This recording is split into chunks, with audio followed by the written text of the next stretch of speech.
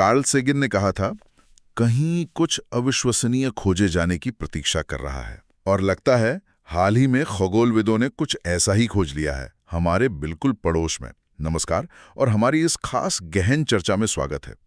आज हम पृथ्वी के एक नए कह सकते हैं छोटे और काफी रहस्यमयी साथी की बात कर रहे हैं। नाम है 2025 PN7, एक क्षुद्र ग्रह। यह आजकल चर्चा में है क्योंकि इसे पृथ्वी का अर्धचंद्रमा या क्वाज़ीमून कहा जा रहा है। अब ये नाम सुनने में जितना दिलचस्प है, इसकी कहानी शायद उससे भी ज्यादा। तो आज हम इसी पर बात करेंगे और जैसा हम करते हैं, इंडियन एक्सप्रेस में जो हालिया लेख आया है उसके आधार पर थोड़ी आलोचनात्मक चर्चा करेंगे। ये टॉपिक देखिए न सिर्फ अंतरिक्ष विज्ञान में रुचि रखने वालों के लिए है, बल्कि जो लोग यूपीएससी की तैयारी कर रहे हैं उनके लिए भी महत्वपूर्ण हो सकता है, समसामयिक घटनाओं में विज्ञान और तकनीक वाले हिस्से के लिए। तो चलिए समझते हैं इसे। ये 2025 PN7 आखिर है क्या चीज? अर्धचंद्रमा क्यों कह रहे हैं इसे? हमारा एक चांद तो है ही, ये कहां से टपक पड़ा? और हमारे लिए मतलब पृथ्वी के लिए इसके क्या मायने हैं? क्या ये हमेशा रहेगा? नमस्कार। हाँ, ये वाकई एक बहुत ही दिलचस्प खोज है। देखिए, 2025 PN7 असल में एक क्षुद्र ग्रह है, मतलब अंतरिक्ष में घूमती एक चट्टान। पर इसकी खासियत है इसकी कक्षा, इसका रास्ता। ये सीधे पृथ्वी का चक्कर नहीं लगाता जैसे हमारा चांद लगाता है, नहीं। ये परिक्रमा तो सूर्य की करता है, पर इसका रास्ता ऐसा है कि वो पृथ्वी के रास्ते के साथ एक अजीब से तालमेल में चलता है। नतीजा, ये दशकों तक पृथ्वी के आसपास ही मंडराता रहता है, एक तरह का अस्थायी साथी बन जाता है। बस इसी अनोखी स्थिति को क्वेज़ीमून या अर्धचंद्रमा कहते हैं। अच्छा, मतलब ये पृथ्वी के गुरुत्वाकर्षण से सीधा बंधा नहीं है, बल्कि सूर्य के चारों ओर पृथ्वी के साथ एक लंबा सा नाच कर रहा है, कह सकते हैं। ये अर्धचंद्रमा शब्द थोड़ा कंफ्यूजिंग हो सकता है। लोग सोचेंगे एक और चांद मिल गया। हाँ, आपका समझना बिल्कुल सही है। नाच शब्द काफी अच्छा है इसे समझाने के लिए। देखिए, ये पृथ्वी के गुरुत्वाकर्षण के असर में तो है, पर इतना नहीं कि पृथ्वी का ही चक्कर काटने लगे। ये मुख्य रूप से तो सूर्य के गुरुत्वाकर्षण से बंधा है, पर पृथ्वी का गुरुत्वाकर्षण इसकी कक्षा पर असर डालता है, ऐसा कि ये पृथ्वी से बहुत दूर नहीं जा पाता, कम से कम कुछ दशकों या सदियों तक तो नहीं। और इसे खोजा गया है, मतलब इसकी ये खासियत पहचानी गई है इसी गर्मी में, हाल ही में। और मैंने सुना ये आकार में बहुत छोटा है, शायद अब तक का सबसे छोटा अर्धचंद्रमा। इसके साइज के बारे में और ये आया कहाँ से है, इस पर कुछ पता चला है? हाँ, अनुमान तो यही है कि शायद 52 फीट, मतलब करीब 16 मीटर से ज्यादा लंबा नहीं है। अगर ये बात पक्की हो जाती है तो हाँ, ये निश्चित रूप से अब तक जितने भी अर्धचंद्रमा खोजे गए हैं उनमें सबसे छोटा होगा। पर देखिए, इसका सटीक आकार मापना अभी थोड़ी चुनौती है। किसी क्षुद्र ग्रह का आकार जानने के लिए हम देखते हैं कि वो कितना चमकीला दिख रहा है, और ये चमक इस पर निर्भर करती कि उसकी सतह कितनी रोशनी वापस फेंकती है, जिसे एल्बिडो कहते हैं। अब क्योंकि 2025 PN7 इतना छोटा है और शायद धुंधला भी, और इसके बहुत ज्यादा विस्तृत अवलोकन अभी हुए नहीं है, तो आकार का अनुमान अभी पक्का नहीं कह सकते। और उत्पत्ति कहाँ से आया? ये मंगल और बृहस्पति के बीच वाली बेल्ट से या कहीं और से? देखिए, उत्पत्ति अभी भी एक रहस्य है। मैड्रिड के कॉन्क्लूटेंस विश्वविद्यालय के खगोल शास्त्री हैं Carlos de la Fuente Marcos, जिन्होंने इस पर एक स्टडी पब्लिश की है। उनका भी यही कहना है कि फिलहाल हम सिर्फ अंदाजा लगा सकते हैं। ज्यादातर जो क्षुद्र ग्रह पृथ्वी के पास आते हैं वो मुख्य क्षुद्र ग्रह बेल्ट से ही आते हैं, मंगल और बृहस्पति के बीच। ये वो टुकड़े हैं जो सौरमंडल बनने के समय बच गए थे। एक और संभावना ये भी हो सकती है कि ये चंद्रमा पर कोई बड़ा उल्कापिंड टकराया हो और उससे जो मलबा उड़ा ये उसका हिस्सा हो।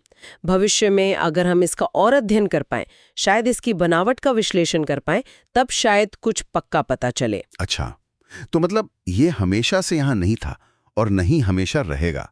आपने कहा ये अस्थायी है। बिल्कुल बिल्कुल, ये एक अस्थायी मेहमान है।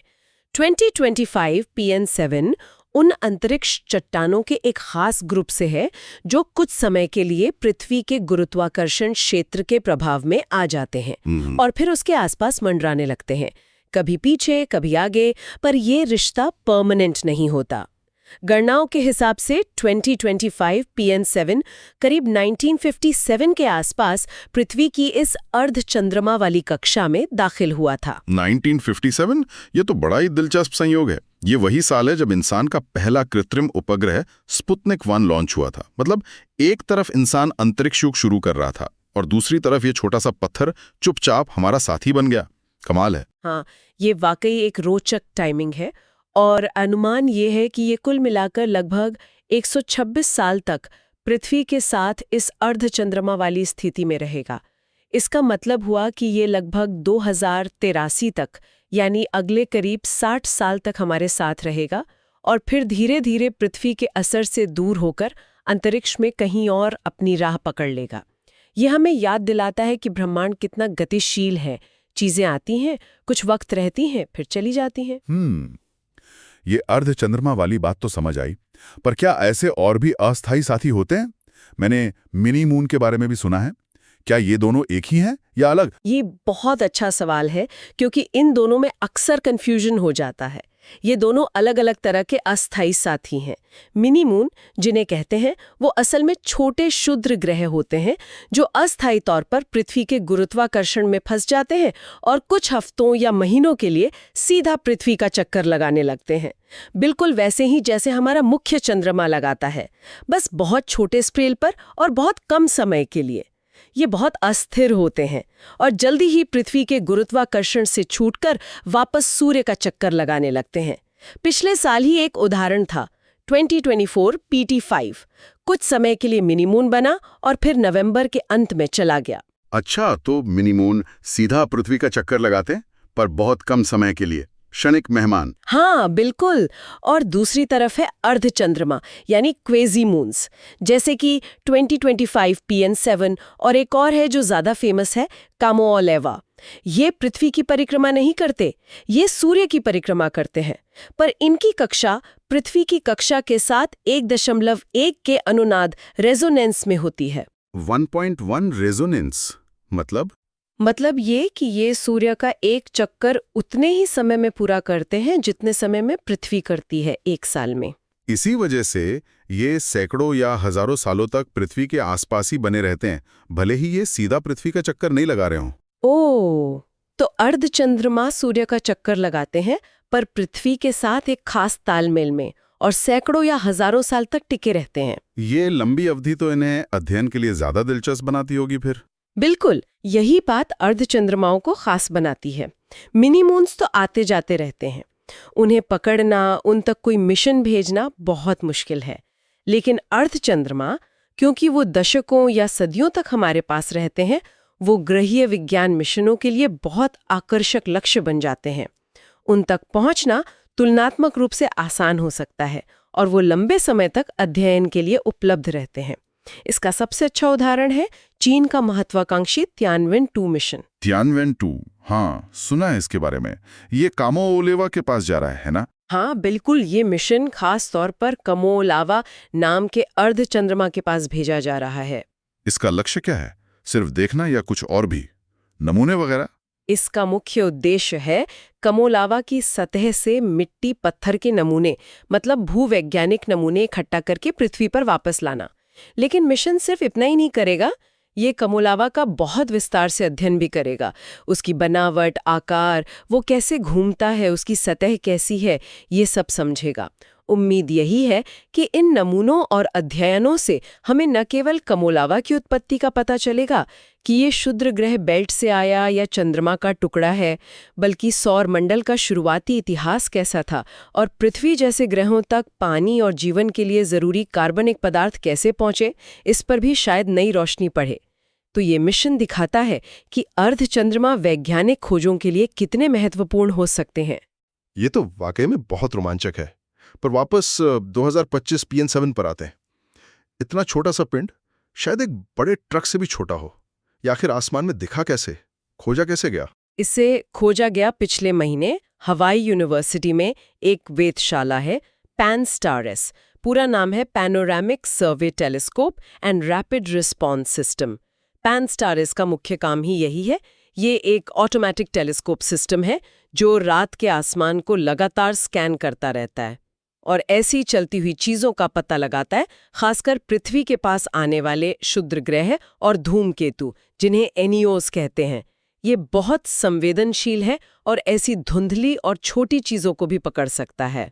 अच्छा, और फिर पुराने रिकॉर्ड्स में भी इसे ढूंढा गया, आपने बताया था? हाँ, जब एक बार इसकी शुरुआती कक्षा का अंदाजा लग गया तो खगोलविदों ने क्या किया कि कई साल पुराने जो खगोलीय सर्वे हुए हैं उनका जमा किया हुआ डेटा खंगाला, आर्काइवल डेटा, और उन्हें पुराने चित्रों में भी 2025 PN7 की धुंधली तस्वीरें मिली। ये पुराने अवलोकन बहुत काम के होते हैं क्योंकि इनसे किसी चीज की कक्षा को बहुत सटीकता से पता करने में मदद मिलती है। तो इन्हीं पुराने और नए डेटा को मिलाकर खगोलविदों ने इसकी कक्षा की गणना की और ये पता लगाया कि ये करीब 1957 में इस अर्धचंद्रमा वाली कक्षा में आया था। और आपने पहले ये भी बताया था कि ये कभी पृथ्वी के काफी पास भी आया था। कितना पास? हाँ, गणनाओं से पता चलता है कि अगस्त 1980 में 2025 PN7 पृथ्वी के सबसे करीब से गुजरा था। तब इसकी दूरी पृथ्वी से लगभग 2.5 मिलियन मील थी, यानी करीब 40 लाख किलोमीटर। 40 लाख किलोमीटर सुनने में तो बहुत ज्यादा लगता है। हाँ, लगता है, पर तुलना करें तो ये पृथ्वी और हमारे मुख्य चंद्रमा के बीच की जो औसत दूरी है उसका लगभग 10 गुना है।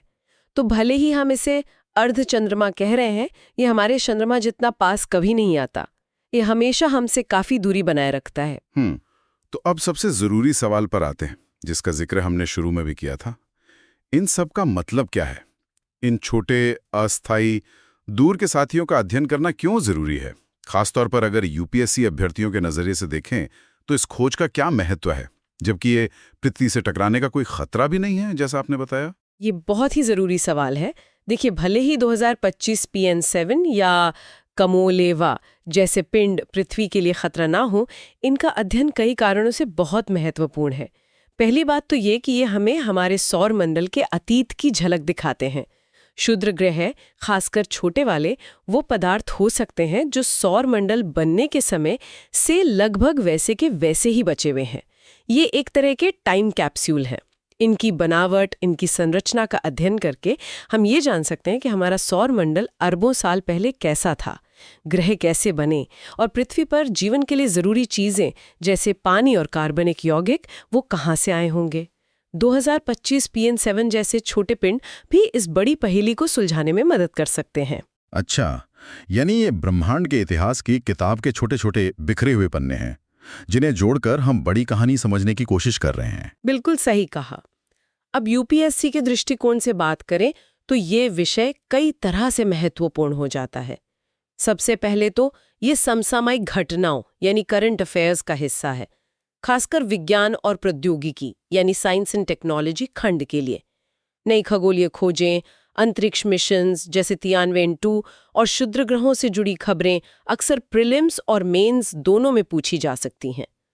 दूसरा, ये ग्रहीय विज्ञान यानी प्लैनेटरी साइंस और खगोल विज्ञान यानी एस्ट्रोनॉमी की बुनियादी समझ से जुड़ा है, जो सिलेबस का हिस्सा है ही। तीसरा, ये भविष्य की संभावनाओं से भी जुड़ता है, जैसे ग्रह रक्षा यानी प्लैनेटरी डिफेंस। हालांकि ये खास पिंड खतरा नहीं है, पर एनियोस का अध्ययन इसी का हिस्सा है। और अंतरिक्ष संसाधन उपयोग यानी स्पेस रिसोर्स यूटिलाइजेशन। कौन जाने भविष्य में ऐसे छोटे पिंड संसाधनों के स्रोत भी बन जाएं। इसलिए इन खोजों की जानकारी रखना और इनके वैज्ञानिक महत्व को समझना जरूरी है। तो अगर हम आज की चर्चा को समेटें, 2025 PN7 पृथ्वी का एक नया खोजा गया अर्धचंद्रमा है। ये एक छोटा क्षुद्र ग्रह है, शायद अब तक का सबसे छोटा ज्ञात अर्धचंद्रमा। ये सीधे पृथ्वी का चक्कर नहीं लगाता, बल्कि सूर्य का लगाता है, पर एक खास तरीके से पृथ्वी के साथ तालमेल रखता है, जिससे ये दशकों तक हमारा अस्थायी साथी बना रहेगा। ये 1957 के आसपास आया था और अगले करीब 60 सालों में चला जाएगा। हमने ये भी समझा कि ये मिनी मून से कैसे अलग है, जो कुछ समय के लिए पृथ्वी का ही चक्कर लगाते हैं। और सबसे महत्वपूर्ण बात, इन पिंडों का अध्ययन हमें सौर मंडल के इतिहास और गठन के बारे में बहुत कीमती जानकारी दे सकता है, जो वैज्ञानिक रूप से और यूपीएससी जैसी परीक्षाओं की दृष्टि से भी महत्वपूर्ण है। हाँ, और ये खोज हमें एक बड़े और गहरे सवाल पर सोचने को मजबूर करती है। ऐसे कितने और छोटे अनदेखे पिंड हमारे ग्रह के साथ हमारे इतने करीब सफर कर रहे होंगे, जिनके बारे में हमें अभी पता ही नहीं है। 2025 PN7 जैसे पिंड शायद सिर्फ हिमशैल का सिरा हों। ये अनदेखे साथी हमारे सौर मंडल के अतीत के बारे में क्या रहस्य छुपाए हो सकते हैं? उनकी बनावट क्या है? क्या उनमें सच में भविष्य के लिए संसाधन छिपे हो सकते हैं? हर ऐसी खोज हमें याद दिलाती है कि हमारा ब्रह्मांडीय पड़ोस कितना जटिल और गतिशील है और हमें अभी कितना कुछ जानना बाकी है। बिल्कुल। ये सोचना ही अपने आप में रोमांचक है कि हमारे आसपास कितने और ऐसे छोटे साथी छिपे हो सकते हैं, और ये हमें अपने इस ब्रह्मांडीय घर को और बेहतर समझने के लिए प्रेरित करता है। श्रोताओं से हमारा अनुरोध है कि अगर इस विषय पर या इंडियन एक्सप्रेस के उस लेख के संदर्भ में कोई प्रश्न हो, खासकर अगर कोई यूपीएससी की तैयारी कर रहा है और इसके किसी पहलू पर और स्पष्टता चाहता है, तो नीचे टिप्पणी में जरूर लिखें। हम कोशिश करेंगे कि जवाब दे सकें। और अगर किसी और विषय पर ऐसी ही गहरी आलोचनात्मक चर्चा सुनना चाहते हैं, तो वो भी हमें बताएं। ज्ञान के इस निरंतर सफर में हमारे साथ बने रहने के लिए धन्यवाद। अगली चर्चा तक अपनी जिज्ञासा बनाए रखें, खोजते रहें और सीखते रहें।